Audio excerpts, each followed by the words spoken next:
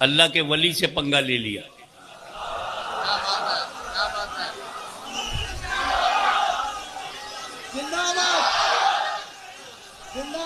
ख्वाजा गरीब नवाज से पंगा ले लिया।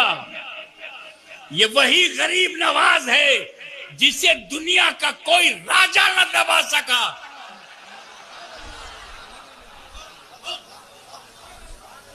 राजा मिट गए, ख्वाजा जिंदा है। अमीर को खतरा है, गरीब को नहीं। कश्मीर से कन्याकुमारी तक अमीरों तुम डरो, गरीब नहीं डरेगा।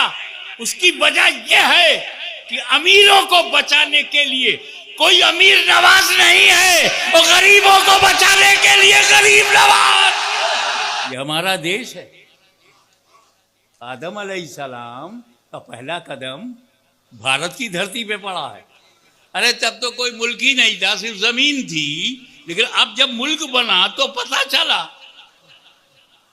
मैं किसी ऐसे जंगल में चला जाऊं जहां कोई भी ना हो, एक इंसान भी ना हो, और मैं वहां कुटिया बना लूं तो मालिक कौन होगा? मैं कुटिया बनाऊंगा, आश्रम नहीं बनाऊंगा। देखें आप कितने ज़हीन हो। मैं आश्रम नहीं बनाऊंगा। सुना है आश्रम बनाने वाले जेल में चले जाते, उम्र कैद की सजा होती। मैं कुटिया बनाऊंगा और कुटिया का मालिक मैं, क्योंकि कोई इंसान वहां है नहीं जो क्लेम करे, तो मैं ही मालिक। तो जब आदम अलैहिस्सलाम भारत में आए तो अकेले, तो भारत का मालिक कौन?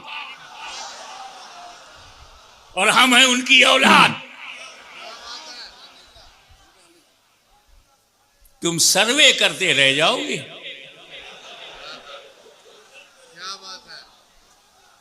हमारी हकीकत को समझना मुश्किल है।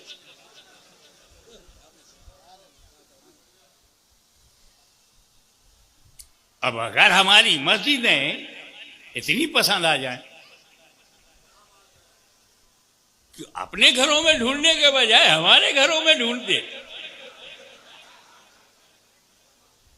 तो this is the dignity and attraction of the mosque. अब तो बहुत अच्छा हुआ, अल्लाह के वली से पंगा ले लिया।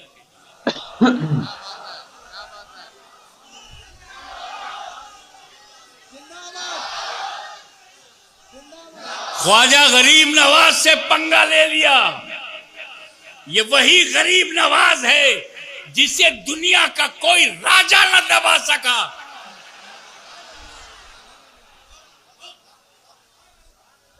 राजा मिट गए, ख्वाजा जिंदा है।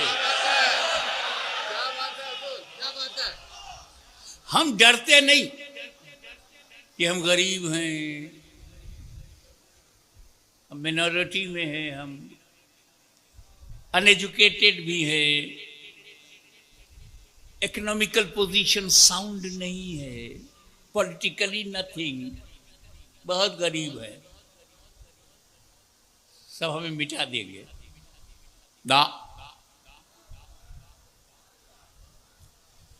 नेपाल डरे,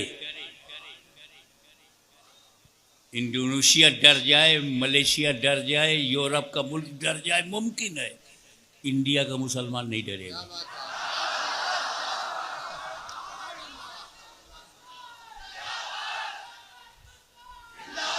इस मुल्क में गरीबों को कोई खतरा नहीं, अमीरों को खतरा। अमीरों अपनी पोजीशन बचाओ, जितने हमले हैं तुम्ही पे होंगे, जितनी एजेंसी है तुम्ही को ढूंढेगी,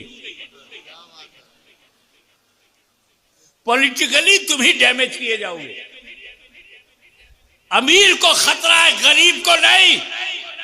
कश्मीर से कन्याकुमारी तक अमीरों तुम डरो, गरीब नहीं डरेगा।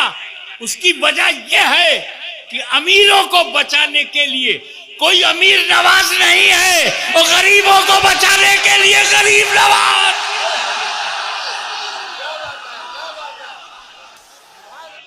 इस्लाम शांति का मजहब है, पीस का रिलीजियन है, फॉरगिवनेस का रिलीजियन है, ह्यूमैनिटी का रिलीजियन है। इसमें किसी आतंकवादी की कोई जगह नहीं, मानवता विरोधी की कोई जगह नहीं है। Islam is a religion of peace, Islam is a religion of forgiveness,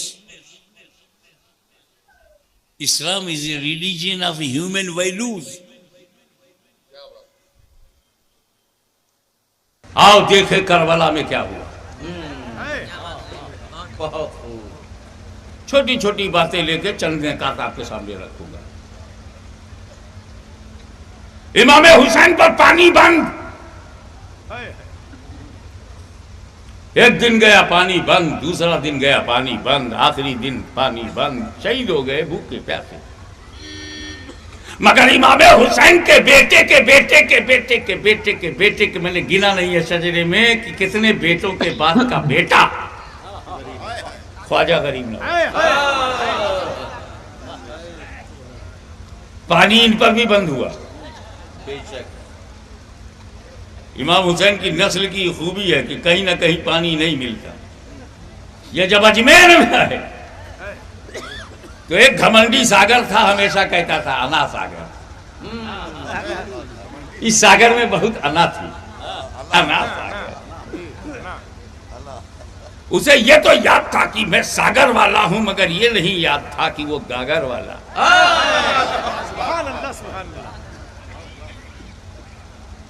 राजा के सिपाहियों ने कहा कि कहां से नए नए फकीर आए हैं, निकालो इन्हें पानी। ये हमारे राजा के ऊंट पिएंगे, राजा के जानवर पिएंगे, राजा के सिपाही पिएंगे, तुम लोग नहीं। तो ख्वाजा साहब से जाकर के मुरीद ने कहा हुजूर पानी पे पाबंदी। ख्वाजा साहब मुस्कुराए और कहा ये कटोरा ले जाओ, अना सागर से कह देना मोइनुद्दीन हसन संजरी ने इसी में बुलाया है।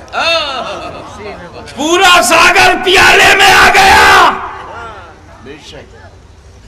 यहां सवाल करने वाले ने सवाल किया कि ख्वाजा गरीब नवाज एक प्याले में अना सागर को खींच सकते हैं, तो उनके दादा इमाम हुसैन ने दरियाए फरात को अपने खेमे में क्यों नहीं खींच लिया।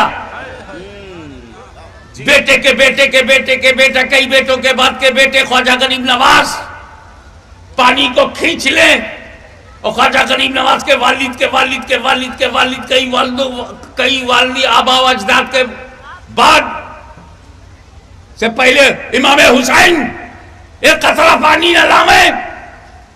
तो मैंने कहा समझो दोनों अलग अलग ड्यूटी पे थे। समझो चाहूंगा, गरीब नवाज की ड्यूटी और थी, इमाम हुसैन की ड्यूटी और।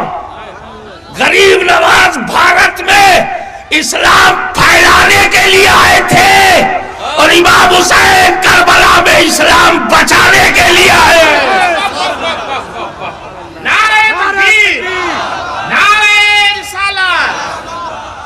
इमाम हुसैन ने इस्लाम को बचाया, उसी बचे इस्लाम को गरीब नवाज ने फैलाया। अब सुनो, फैलाने के लिए करामत चाहिए, बचाने के लिए इस्तिकामत चाहिए। और अल इस्तिकामत फौकल करामा, करामत पर इस्तिकामत भारी है, जैसे गरीब नवाज पर इमाम हुसैन भारी है।